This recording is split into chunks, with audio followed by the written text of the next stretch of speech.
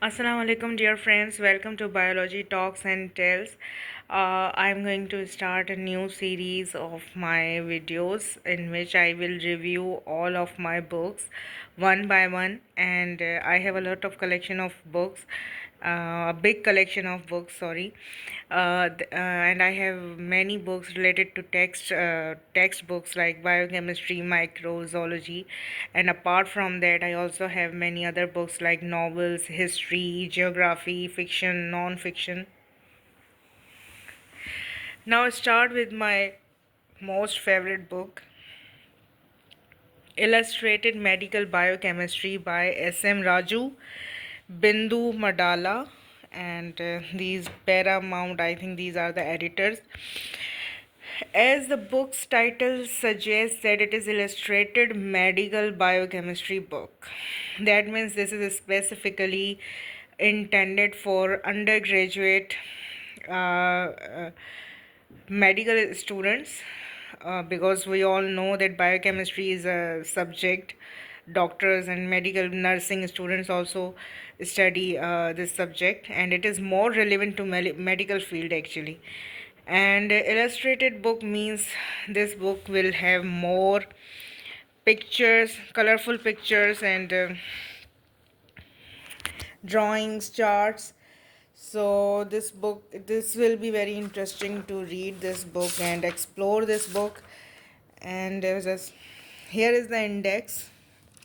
The first chapter is cell structure and function, which is very common in every biochemistry book, because this is a very basic topic, cell and its functions. Then biological macromolecules. This is also a basic. Unit 1 basically contain all the basic topics: vitamins, enzymes, nutrition, everything. Unit 1 General Biochemistry. Here is a very big and very beautiful picture of cell. And this is actually a 3D picture.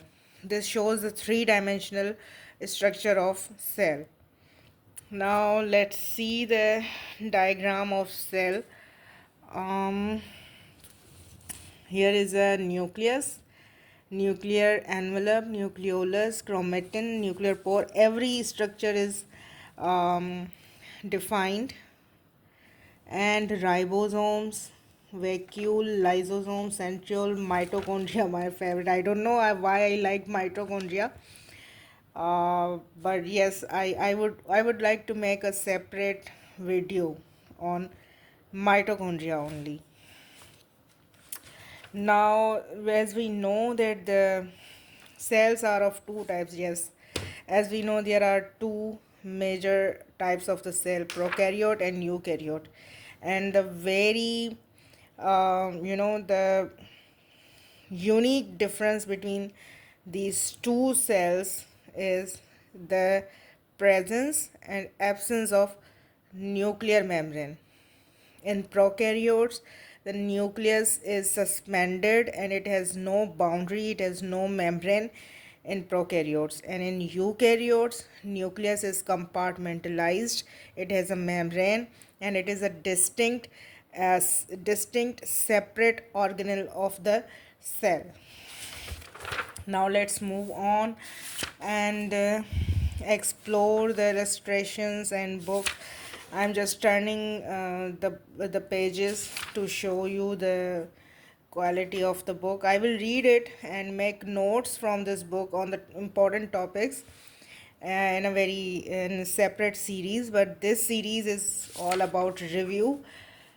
And I'm just review of the book, and I just want to show you the book, the illustrations, and how good it is, how many topics it covers, and how can we make notes. I have already studied a lot from this book, but I do not remember any topic कि मैंने कब क्यों और किस लिए ये किताब पढ़ी थी, लेकिन ये हाईलाइटेड जो पोर्शन है इससे पता चल रहा है कि ये किताब मैं पहले पढ़ चुकी हूँ. नाउ हम इसको देखते हैं कि ये कौन सा टॉपिक है. ये ऑस्मोटिक स्वेलिंग के बारे में बता रही है ये diagram. Animal cell, plant cell and protozoan. Cell wall. अच्छा, ये वो जो ऑस्मोटिक रेगुलेशन होती है, ये बड़ा प्यारा सा एक टेबल नज़र आया है। Hormone transporter permeability regulation, GLUT 4, anti diuretic, aquaporin 2, very nice. चलिए, इनको मैं डिटेल में पढ़ूंगी और इनमें से मैं नोट्स भी बनाऊंगी, लेकिन अभी तो हम सिर्फ इस बुक किताब को देख रहे हैं।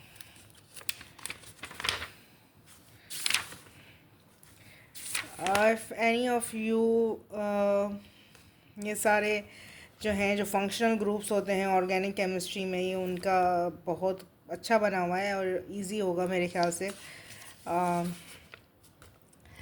तो अगर आप में से कोई किसी ख़ास टॉपिक पे चाहता है कि मैं वीडियो बनाऊं या नोट्स बनाऊं, तो please do let me know in the comments.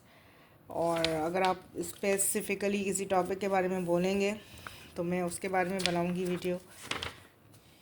ये तो मैंने अभी नया नया अपने चैनल स्टार्ट किया है। अच्छा, ये जो यहाँ पे जो स्ट्रक्चर्स नज़र आ रहे हैं, बड़े, जो बायोकेमिस्ट्री जिन लोगों ने पढ़ी है ना, उनको इस बात का अंदाज़ा होगा, या जो अभी पढ़ रहे हैं, कि स्ट्रक्चर्स को याद रखना कितना मुश्किल है। एमिनो एसिड्स के स्ट्रक्चर्स, ग्लूकोज के स्ट्रक्चर्स, फैटी एसिड्स के, और स्ट्रक्चर्स बहुत इंपॉर्टेंट है, और एंजाइम्स के नाम बड़े मुश्किल होते हैं। तो इसमें एमिनो एसिड्स के स्ट्रक्चर्स बने हुए हैं, और इसमें जो आर होता है, जो फंक्शनल ग्रुप है, उनको इस जो है वो रेड से हाईलाइट किया हुआ है, और जो जनरल एक स्ट्रक्चर होता है कॉमन, जो हर एमिनो एसिड में होता है, उसको ब्लू से इन्होंने हाईलाइट किया हुआ है।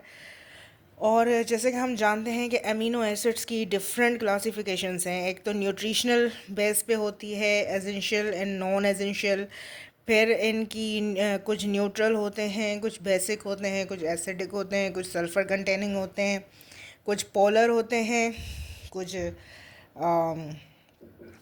नॉन पोलर होते हैं। खैर, ये डिफरेंट इसकी क्लासिफिकेशंस बताई हुई हैं, और इन एमिनो एसिड्स को याद करने के लिए निमोनिक्स या कुछ ट्रिक्स यूज़ होती हैं, जो कि मैं बताऊंगी अपनी दूसरी वीडियोस में। Essential versus non essential amino acids तो बहुत इजी और आसान है वैसे। ये इनको याद करना कोई इतना मुश्किल नहीं है। एसेंशियल और नॉन एसेंशियल के बारे में सवाल बहुत ज़्यादा आते हैं कमीशन में, एग्ज़ाम्स में। जो सबसे ज़्यादा जो सवाल पूछे जाते हैं एमिनो एसिड के टॉपिक से रिलेटेड, वो एसेंशियल और नॉन एसेंशियल से रिलेटेड होते हैं।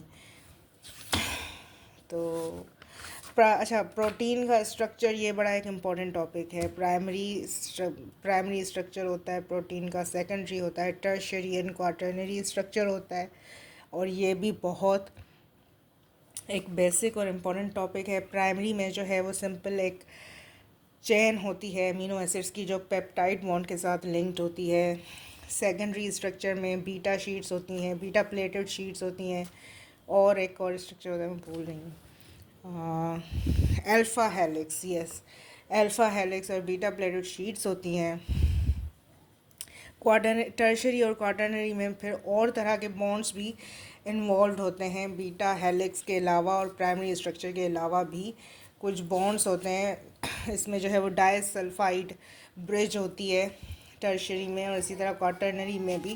क्वाटर्नरी जो होता है वो बड़ा कॉम्प्लेक्स स्ट्रक्चर होता है। जैसे हीमोग्लोबिन है, वो एक क्वाटर्नरी स्ट्रक्चर वाली प्रोटीन है।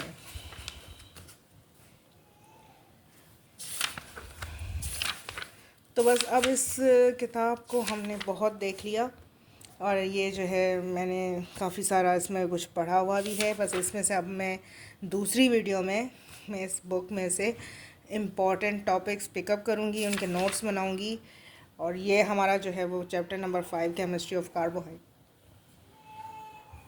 कार्बोहाइड्रेट्स, बहुत इम्पॉर्टेंट है, और स्टूडेंट्स को बहुत मुश्किल भी लगता है। और ये किताब को मैंने काफ़ी रफ़ यूज़ किया हुआ है, एक रफ़ नोटबुक की तरह, which is not a good habit, अच्छी चीज़ नहीं है। एंजाइम्स, वेरी इंपॉर्टेंट टॉपिक, इसको भी मैं कवर करूँगी और इस पर भी मैं नोट्स बनाऊँगी। Thank you so much for today. दूसरी वीडियो में मैं इम्पॉर्टेंट बायोकेमिस्ट्री के इम्पॉर्टेंट टॉपिक्स को कवर करूँगी।